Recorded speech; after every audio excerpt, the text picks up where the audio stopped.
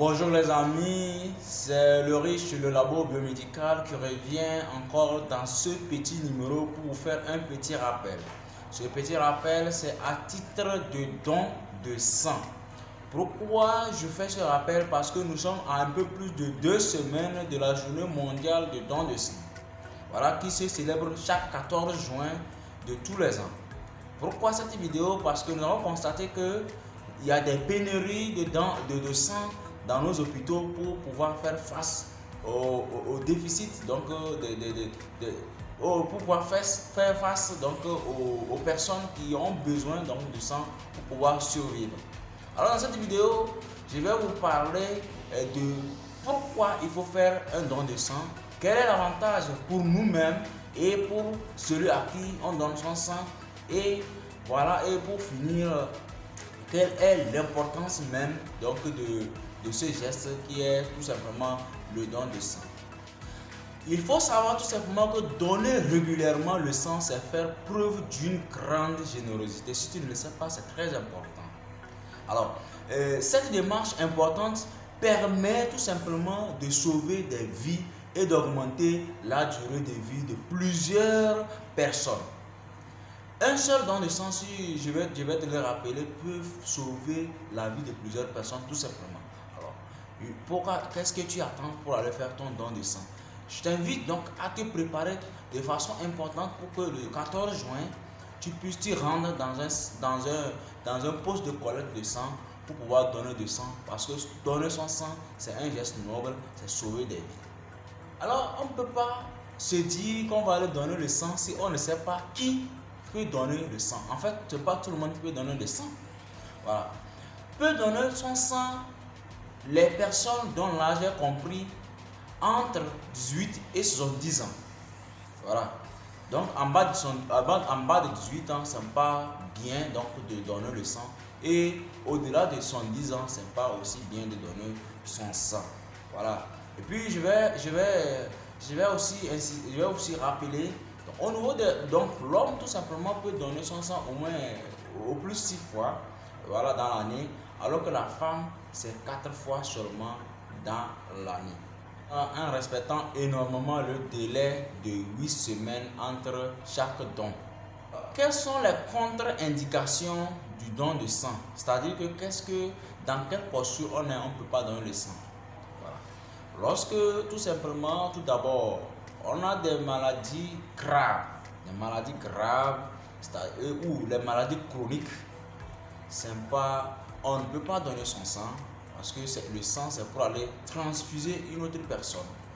Lorsque nous avons des maladies virales comme le HIV, donc l'hépatite B, l'hépatite C, les syphilis et autres, voilà, on ne va pas vous permettre de donner votre sang parce que votre sang est contaminé des virus et donc ça peut aller contaminer une autre personne, celle qui prendra votre sang. Et donc on n'autorise pas donc de donner le sang. Lorsque vous êtes diabétique aussi, on ne vous autorise pas donc de donner votre sang.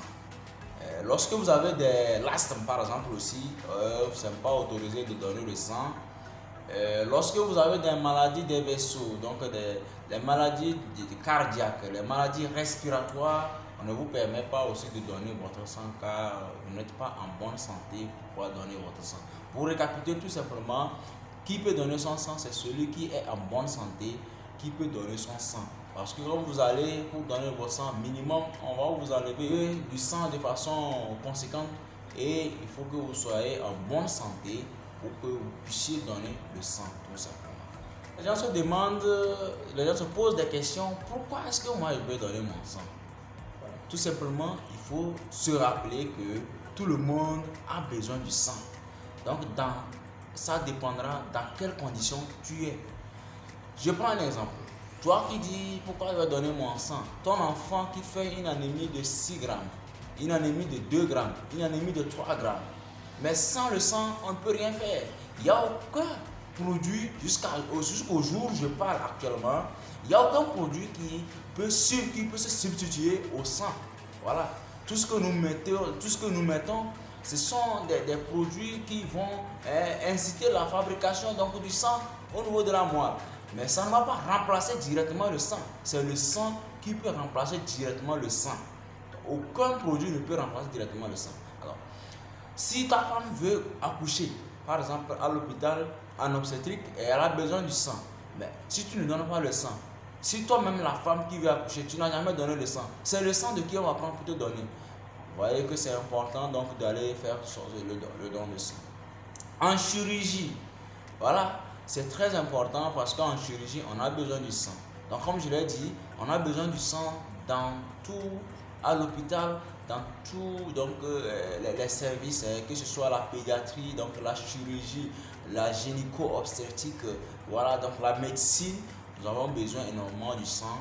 Et vous voyez que c'est très important de prendre à cœur ce geste noble, que moi j'appelle le geste noble, ce geste que j'appelle aussi le geste de citoyen, de faire son don de sang chaque 14 juin.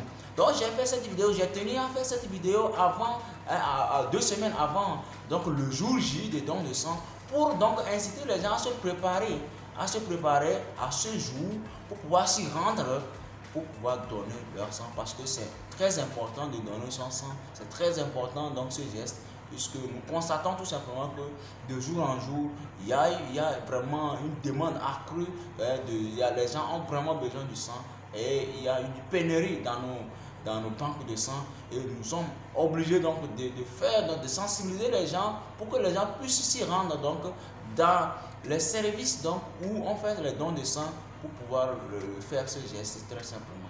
Donc si on va se poser la question où est-ce qu'on peut donner le sang tout simplement, le plus souvent pour la journée mondiale de don de sang qui est le 14 juin, il y a une information qui circule sur les réseaux sociaux, il y a une information qui circule sur les plateformes informatives pour pouvoir vous informer sur où aller donner le sang. Mais en dehors de ces jours-là, si vous vous rendez dans les centres nationaux de don de sang, dans des centres régionaux de don de sang, je pense que vous serez tellement outillés pour pouvoir faire ce geste. Dans certaines localités où il n'y a pas les centres de don de sang, si vous vous rendez dans les services de Croix-Rouge par exemple, vous serez informé sur où donner votre sang tout simplement. Et je vous invite énormément à aller donner votre sang car c'est un geste très simple, c'est un geste noble, c'est un geste citoyen tout simplement. Alors si vous avez aimé cette vidéo, je vous invite à vous abonner énormément à cette chaîne, à activer la cloche de notification pour ne rater aucune de nos nouvelles vidéos. On se retrouve, on s'attache très bien, on se retrouve après une épisode prochain. Allez, ciao ciao.